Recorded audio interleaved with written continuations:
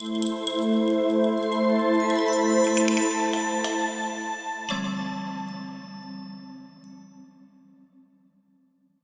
ce nouvel épisode, Linir revient sur les points clés de sa dernière lettre mensuelle avec un éclairage sur le travail de reconnaissance et de réparation mené auprès des personnes victimes dans l'Église.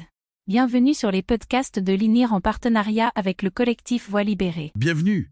Aujourd'hui, on fait une exploration assez approfondie des liens, parfois très complexes, qui se forment entre les personnes victimes d'un même auteur. Oui, Pour ça, on va s'appuyer sur la lettre d'info de juin 2025 de l'ENIR. C'est l'instance nationale pour la reconnaissance et la réparation. Et aussi sur des témoignages, des analyses de leurs pros, et puis le livre Sœurs de plainte d'Alizée Vincent. tout à fait. Notre but, c'est de comprendre un peu mieux ces relations. Elles sont souvent très chargées, émotionnellement. Ah oui, Il y a le soulagement d'abord, ne plus se sentir seul, isolé. La validation de son histoire aussi. Mais parfois, il y a la culpabilité qui pèse. c'est ça.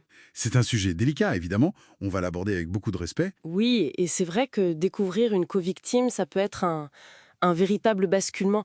Alizée Vincent, elle parle même d'ouvrir un horizon de réparation. Un horizon de réparation. Oui, et elle utilise ce terme co-connaissance. C'est une idée assez puissante, je trouve. Co-connaissance, comme une renaissance, mais ensemble. C'est ça l'idée? Exactement.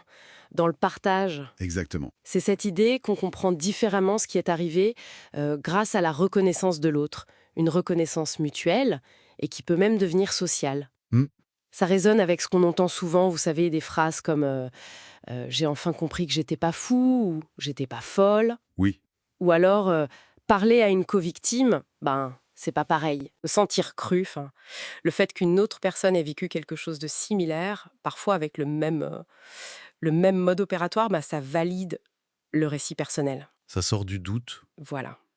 Ça sort du doute qu'on a pu intérioriser et l'INIRIR le dit bien, ça replace l'histoire individuelle dans une histoire plus large, en fait. D'accord. D'ailleurs, il remarque que vouloir rencontrer d'autres victimes, c'est souvent une motivation forte pour commencer les démarches auprès d'eux. C'est un moteur puissant. Mais vous disiez, c'est pas toujours simple. Et l'INIRIR mentionne aussi que savoir qu'il y a d'autres victimes, ça peut réveiller une culpabilité très forte. Oui, Le fameux si j'avais parlé, j'aurais pu empêcher ça pour les autres. C'est terrible ça. absolument. Vous touchez là une vraie complexité. Il n'y a pas une seule façon de réagir, hein. La confirmation, oui, ça peut apaiser, ah, je ne suis plus seule. Hmm. Mais ça peut aussi fragiliser, justement en ravivant cette culpabilité. Et à l'inverse, d'ailleurs, apprendre que personne d'autre ne s'est signalé, ça peut renforcer un faux sentiment de faute personnelle. Ah oui, d'accord. Et là, l'accompagnement devient essentiel. Justement, cette culpabilité, les psychologues de l'INIRA en parlent comment? D'où elle vient? Il parle souvent d'une culpabilité un peu sans objet, c'est-à-dire sans faute réelle de la victime. C'est comme une tentative inconsciente de mettre du sens sur l'horreur, sur l'impensable. Une tentative de reprise de contrôle, peut-être? Oui, ou alors une manifestation, mais différée et un peu dysfonctionnelle, du besoin d'agir qu'on ressentait pendant l'agression, là où on était totalement impuissant. D'accord. Du coup, culpabiliser après, c'est une façon, paradoxale, de reprendre un semblant de contrôle, mais a posteriori. Et l'accompagnement, alors, il aide comment face à ça? Une culpabilité sans objet, mais qui fait souffrir quand même. L'accompagnement est crucial pour d'abord valider l'expérience, qu'il y ait eu d'autres signalements ou pas d'ailleurs, hein. Il faut répéter sans cesse que la responsabilité, elle est du côté de l'agresseur. Point. Hmm. Ensuite, il faut reconnaître cette culpabilité ressentie, mais en souligner l'injustice. L'enfant victime ne pouvait pas parler. Parfois, l'adulte non plus. Il faut aider la personne à se dire « j'ai fait ce que j'ai pu, voilà, avec les moyens que j'avais, à l'âge que j'avais ». D'accord. Et le fait qu'il n'y ait pas d'autres signalements, ça ne veut rien dire en soi. Absolument pas. Ça ne veut pas dire qu'il n'y a pas eu d'autres victimes. Le livre d'Alizée Vincent, il s'intéresse aussi aux hommes, aux frères de plainte, comme elle les appelle. Est-ce que c'est différent pour eux, ce lien? Alors, le fond du lien, ce besoin de se sentir légitimé, compris, ça reste le même, bien sûr. Oui. Par contre, elle montre bien qu'il peut y avoir des obstacles en plus pour les hommes. Il y a la peur de l'homophobie, par exemple, qu'elle soit intériorisée ou qu'elle vienne des autres. D'accord. Et puis une crainte plus subtile peut-être, la peur d'être vu soi-même comme un agresseur potentiel.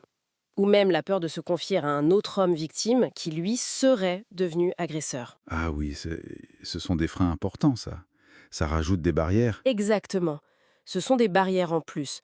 Mais ce que montrent les sources, c'est qu'une fois ces obstacles dépassés, si la confiance s'installe, eh bien le lien peut être tout aussi fort, tout aussi fraternel et vraiment réparateur. Donc, pour résumer un peu, ce lien entre co-victimes, c'est une force, c'est clair.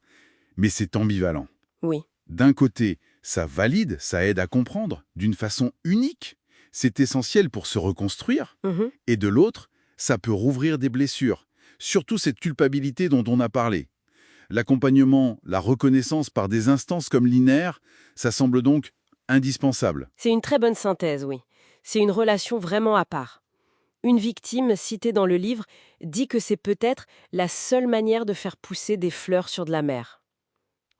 C'est cru, mais ça dit bien la force de la chose. C'est une image forte, en effet. Et ça nous laisse peut-être avec une question pour aller plus loin, non? Comment est-ce que la société, au-delà des structures spécialisées, comment est-ce qu'elle peut mieux reconnaître, mieux soutenir cette force de réparation potentielle des liens entre co-victimes, tout en faisant très attention, bien sûr, à l'histoire unique et à la fragilité de chacun. Inir écouter, reconnaître, réparer. Un podcast pour faire entendre les voix longtemps restées silencieuses. Si vous souhaitez saisir l'instance nationale indépendante de reconnaissance et de réparation, vous pouvez écrire à l'adresse suivante: contact@inir.fr ou envoyer un courrier à INIR 41, boulevard du Montparnasse, 75 006 Paris.